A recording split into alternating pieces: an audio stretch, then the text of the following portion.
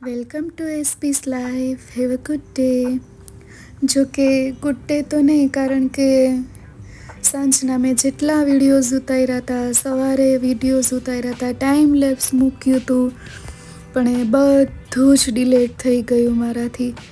તો મને બહુ બેચેની થતી હતી, આમ ખરાબ લાગતું હતું. તો ભાઈ વિચાર્યું કે કેમને હું મારી જૂની જે યાદો છે એ તમારી સાથે શેર કરું.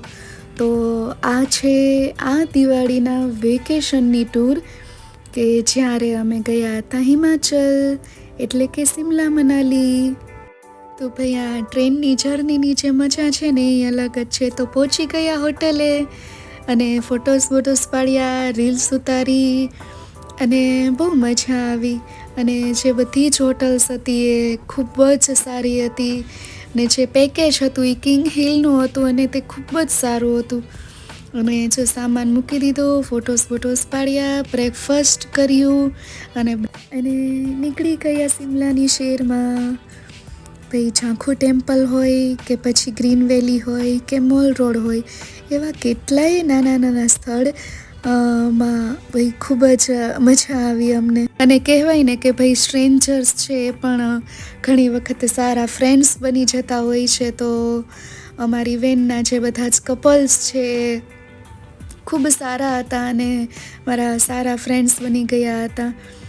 અને જે હોટલ તો ઠીક, પણ એની જે બહારનો જે વ્યૂ છે એ ભાઈ ખૂબ જ સરસ હતો, એકદમ સેટિસ્ફાઈંગ, એકદમ સુકૂન.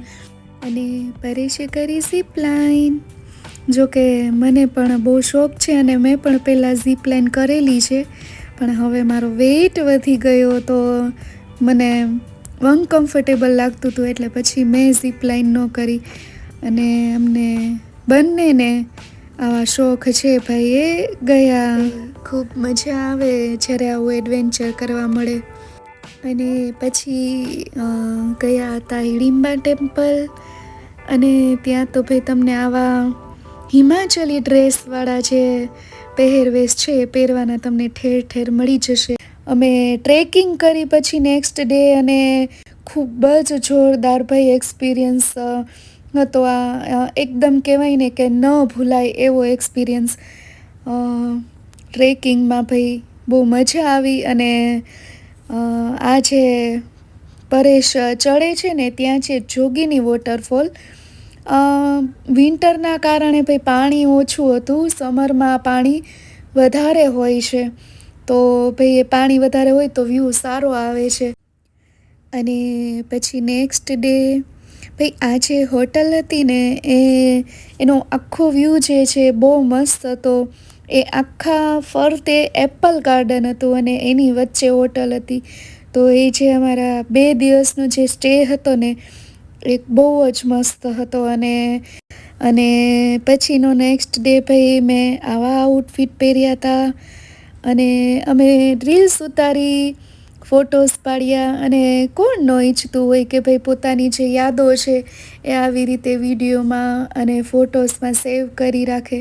અને યુટ્યુબમાં પણ જ્યારે હું વિડીયો બનાવું છું તો મને એક જ એ આશય હોય છે કે નહીં, મારી જે બધી જ મેમરીઝ છે એ એક પ્લેટફોર્મ પર સેવ થાય છે.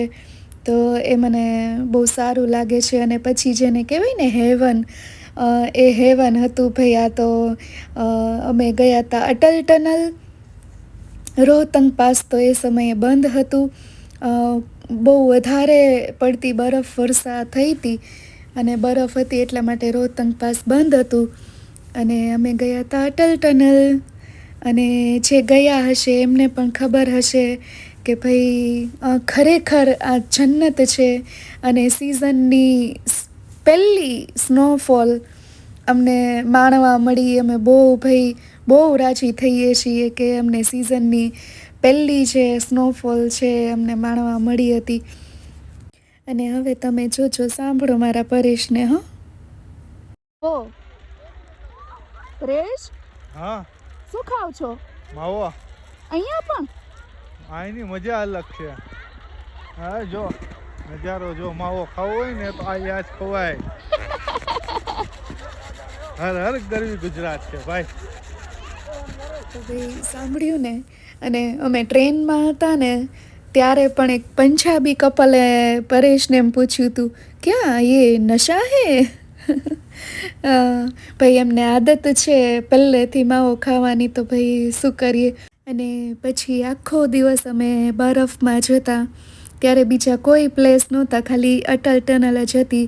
પણ જિંદગીનો ન ભૂલાય એવો એ પલ હતા બધા. અને ભાઈ આવા સમયમાં પણ સૂઈ જઈએ ઘરે, એટલે કે હોટલે આવીને, તો ભાઈ શું કામનું.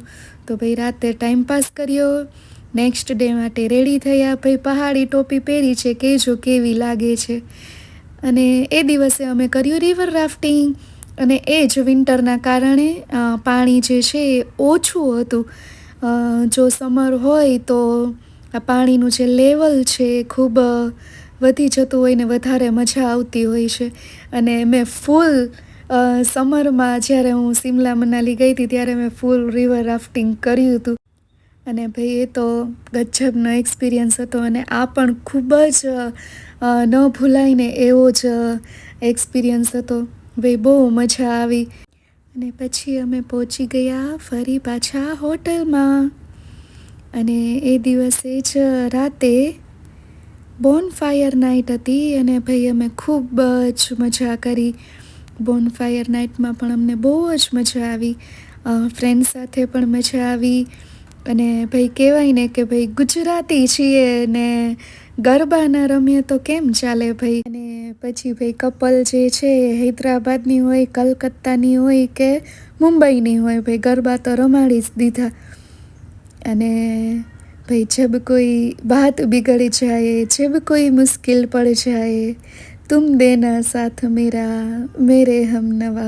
આ ગીત વાગે ને કપલ ડાન્સ ન કરીએ તો કેમ ચાલે ભાઈ. તો આ સોંગ પર અમે પણ કપલ ડાન્સ કરી લીધો. અને જીવનના આ તો દિવસો છે મિત્રો કે જ્યારે આપણે એન્જોય કરી લઈએ. અને જ્યારે ઉંમર વધશે, જ્યારે હાથ પગ નહીં ચાલે, ત્યારે યાદ કરશું કે આ જિંદગી અમે પણ સારી રીતે જીવી છે. નેક્સ્ટ ડે ભાઈ રેડી થઈ ગયા અને ગયા સવારે ચામુંડા માતાના મંદિરે. જય ચામુંડામાં.